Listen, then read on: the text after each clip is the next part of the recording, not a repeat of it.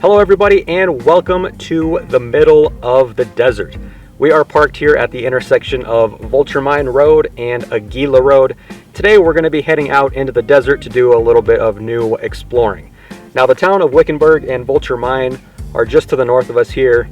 Belmont Mountain and Belmont Mine are just off to the south of us here, but we're going to be heading west into something new, at least for us, which is the Harquahala Valley. So the plan for today is to check out a couple of new historic sites, enjoy some desert cruising now that the desert's not 100 degrees out, and of course we got the rooftop tent strapped up on top of the Jeep, so we're going to be finding a spot to camp for the night before heading back home sometime tomorrow afternoon. It should be a real fun day today, cruising through the desert, checking out some new stuff. We're going to get aired down here and then we will be underway very shortly.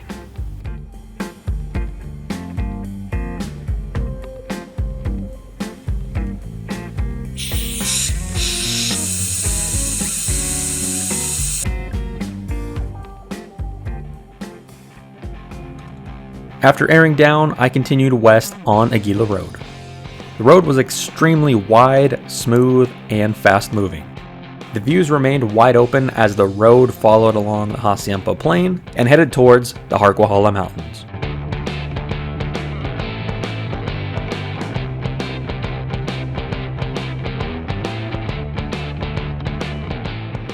The road is partly in such good shape thanks to the heavy truck traffic to and from the gravel quarries and mines further up this road.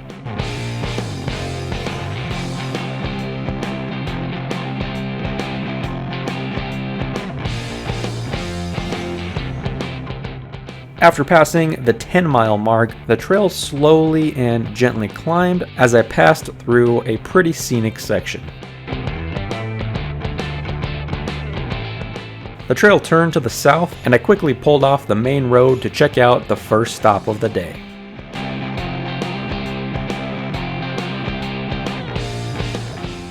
Just 100 feet off of the main road sits what's left of the lead Dyke mine.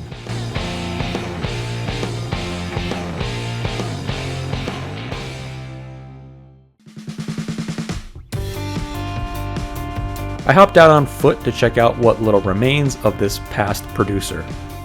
Not a whole lot is known about the lead Dyke, or as it's also called, the Brown Monster Mine.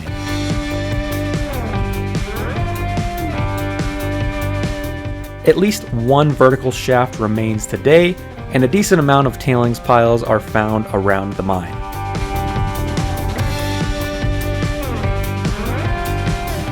A few remaining concrete foundations, both fairly small and fairly large, suggest that a good amount of milling or leaching actually took place on site. The mine produced gold and silver, and as the name suggests, lead as well.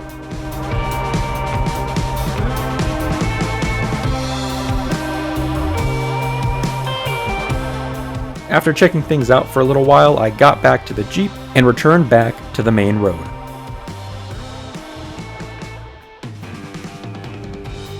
Back on the main road, I continued south briefly.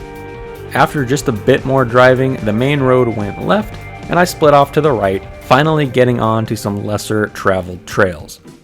While this BLM road was still pretty easy, it was scenic, narrower in places, and even had a little bit of water left in some places.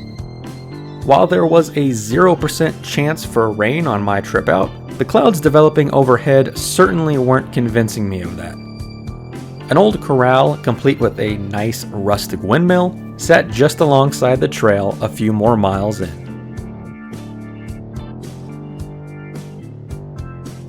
The trail continued to climb to the east towards a series of small but very rocky hills. The trail got rougher in a few spots before making it to a trail junction. To the left here would take us to an old microwave station, but because there was a few more things to check out before getting to camp later this evening, I opted to continue to the right.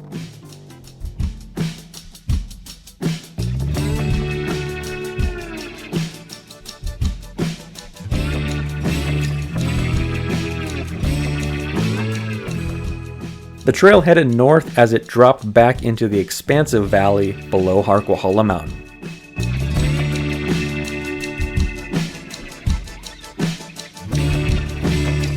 things remained exceptionally scenic along this section.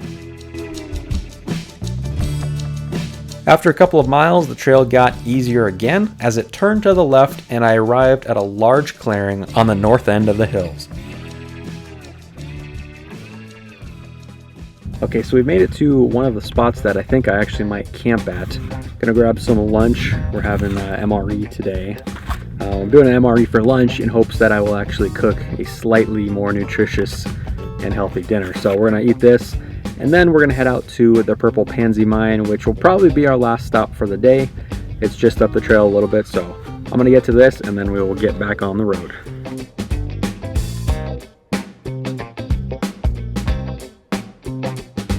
After a quick bite to eat, I continued down the trail.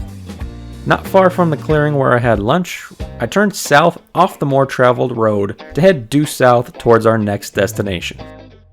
Within just a mile or so, I had arrived at the main attraction for this trip, the Pump Mine, which is better known as the Purple Pansy Mine. I parked the Jeep and immediately set out on foot to check out the impressive ruins. An old shed remains standing and countless cement foundations remain strewed about the grounds.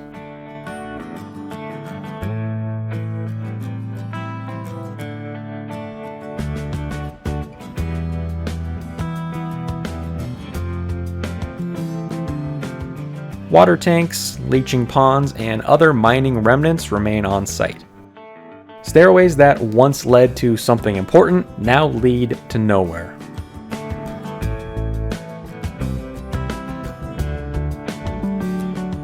Prospecting in the area began as early as 1865. The mine originally produced gold and silver in addition to copper, lead, and zinc. The initial workings appear to be on the north side of all the ruins, as well as on the east side of the main trail in. A mysterious trailer loaded up with some random supplies also appears to be parked or left here for some unknown reason. Work at the mine continued on and off until the middle of World War I. It was in 1916 when the mine was repurposed and went after another mineral, and that was manganese. Manganese is a metallic mineral that is used in a variety of alloys and stainless steel. And because of all the nearby faults and volcanics, this was actually quite a common commodity in this area. Ore was originally shipped to the nearby towns of Wendon and Aguila for further processing before a mill was eventually built on site here at the mine. The mine became the most profitable in the 1950s and 60s.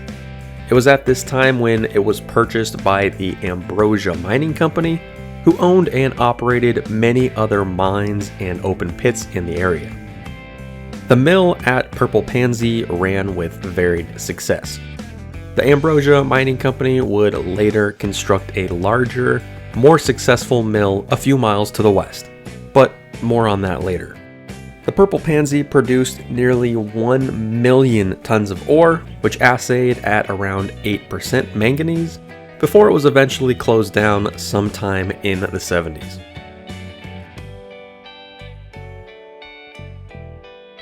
Much of the heavy equipment was removed, and the shed and the concrete foundations were left here to essentially rot in the desert.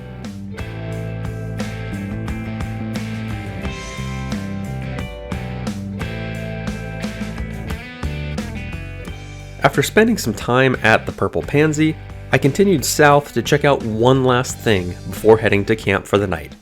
3/4 of a mile down the trail from the Purple Pansy, large piles of rocks began to appear on either side of the trail, and these rocks had a slight purple tint to them, which comes from that manganese oxide that coats the surface. Behind the fencing, a deep open pit remains. This pit or quarry would have been used to provide ore that was later refined at either the Purple Pansy mine site or at Ambrosia Mill further up the road. After checking out this spot real quick, I cruised back north through the Purple Pansy and back to the main road. After making it back to the clearing where I had lunch earlier, I got to work on setting up camp.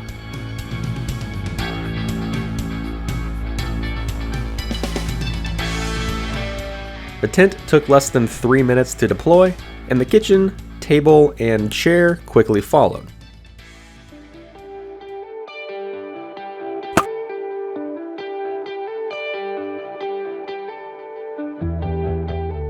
With camp set up, I sat down to enjoy the nice view. Located slightly above the surrounding valley, this spot provided a nice vantage point of the surrounding hills, the wide valley in front of me, and even a glance at the old observatory, which was just barely visible, way up above me on top of Harquahala Mountain.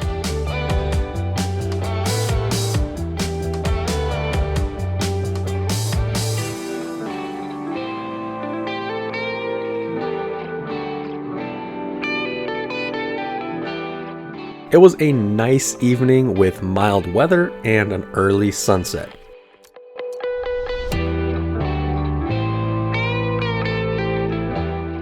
After a pretty remarkable sunset, it was time that I got to work on dinner.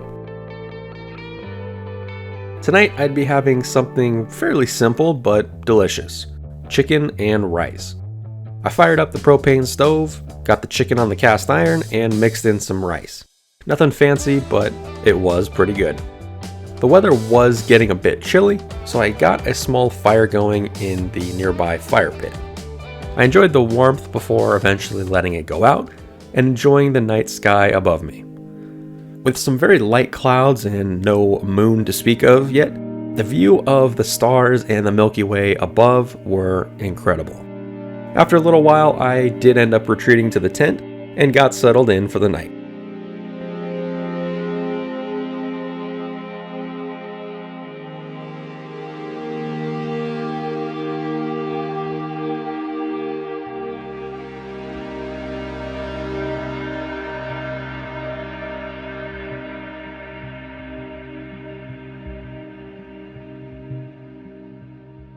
The next morning, I awoke just before sunrise and was treated to one heck of a view.